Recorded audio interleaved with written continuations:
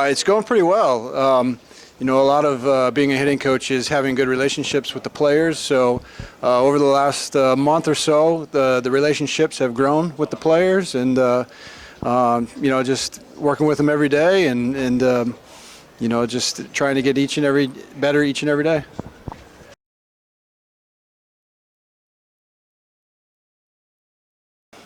I don't think it's too different. Probably the biggest thing is we have more resources here as far as data and information and scouting reports. So, basing game plans on scouting reports and information and tendencies and strengths and weaknesses is a big element in the major league game. So that's probably the biggest difference.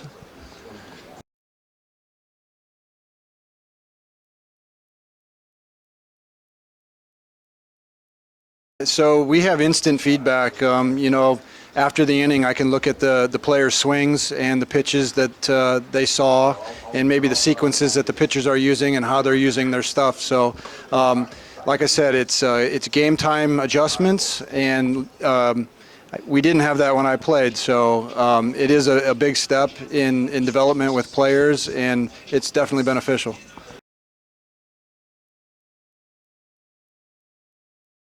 I would agree with that. I mean, for me, when I teach hitting with guys, I like them to use the field. I like them to have good direction to the middle of the field. I think that kind of approach puts them on different types of pitches. They can adjust to different speeds, and it makes them a little bit tougher to pitch to, and maybe cover some holes in their swings. But a lot of players nowadays in the game is focused on power. It is a big part of the game, but I always feel that if we can get back to just a fundamentally good swing, the power will be there.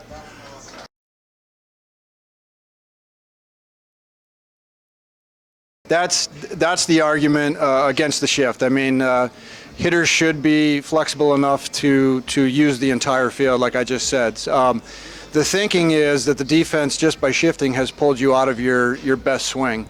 So a lot of times we don't want players to take away their best swing, but they do need to adjust. I do agree with you, and I do think that's kind of the counterpunch for hitters is to be able to use the field and maybe hit those holes that are open.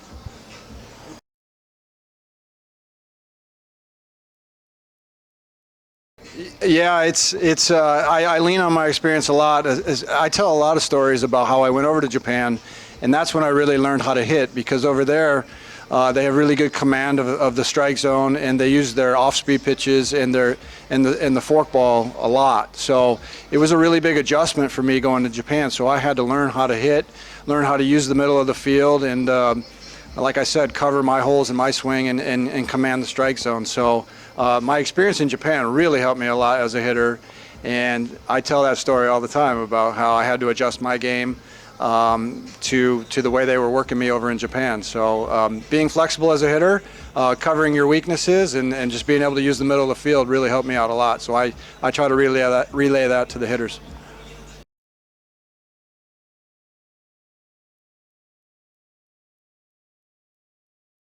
Like I said, I think anytime you go overseas and you play in Japan, I think you learn things about your game that you need to improve, maybe change, and just be a better rounded player. So I do think the experience helps when you coach guys, because all hitters aren't the same. So you have to be able to reach many different types of hitters, and just by going over to Japan and adjusting your game, it gives you experience to relay to the players.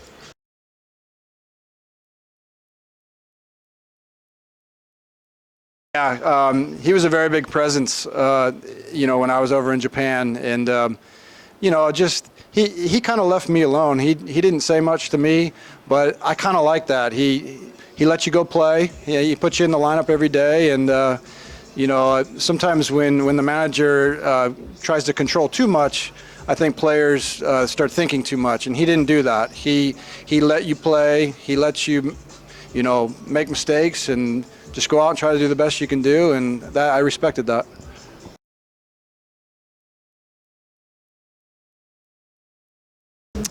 Probably the fans.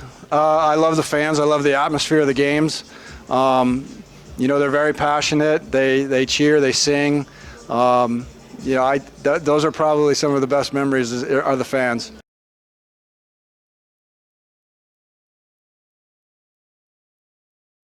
Shioti. Oh, this is Rick Short from the Diamondbacks. I heard that I signed a ball for you when you were younger, and it was a very good experience for you. So I'm glad to hear that you're chasing your dreams. We all should chase our dreams. I wish you nothing but success, and I'm glad that I was your favorite player back a long time ago.